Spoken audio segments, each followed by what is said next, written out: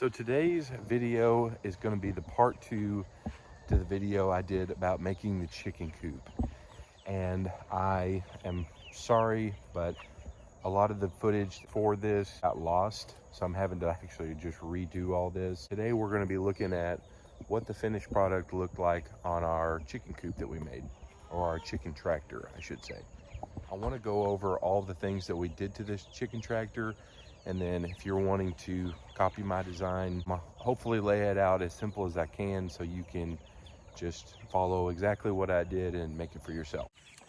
I want to start off and say that our wheels that we put on the chicken tractor, we originally just had 4 in the back and 2 on each side. It was really difficult to pull it with, which is the whole reason why you make a chicken tractor.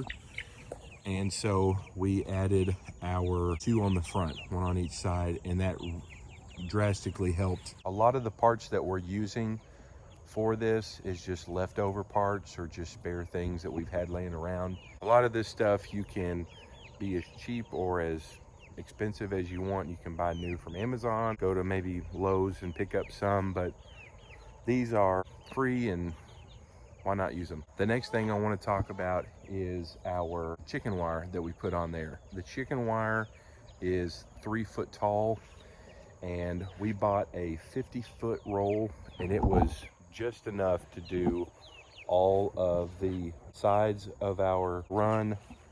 And then on the back here, we did another, you can see where they overlap, and we did another 3 foot to cover the rest of it, and then we just trimmed around the arch. All of this is actually held on with zip ties, and then at the bottom we used an air stapler to actually put them into the wood to help hold it down. So the bottom is solid.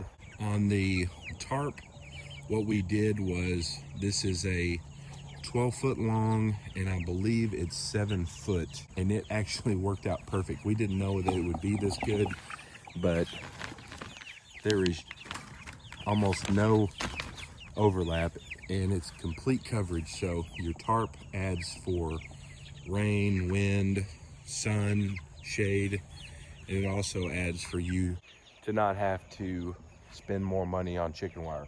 The other thing that we did was we added a rope to this, and that's just to assist in pulling. And we had a door made out of conduit, which is way cheaper and it's way lighter, which I don't know if you're thinking about this, but if you're wanting to make a chicken tractor that you're going to be pulling, you have to think about weight. Making a door out of wood would have been more weight, so making out of conduit way lighter. For the door, we just have these 90-degree conduit. This is actually rigid, and I had normal 1/2-inch EMT fittings, just thread right into that, and then you can actually make all 4 corners that you need and to make it to size of where your door's going to sit. And then how we attached the door was just with a hinge, just a normal cheap hinge. Got 1 at the bottom, 1 here at the top. Then I just drilled a hole and put in a, I think it's a number 8 screw. It's about 1.5 inches long. And then I did a lock washer so it won't back out over time.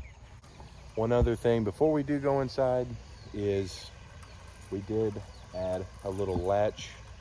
We just had some chain left over, and I got a little carabiner and put that on there so at night we can actually just keep the door shut and no critters or anything can get in there. Another thing that I did was on this top beam that we put down the middle, I put some brackets on there where we can add a carabiner and some chain, and that goes down to our feeders.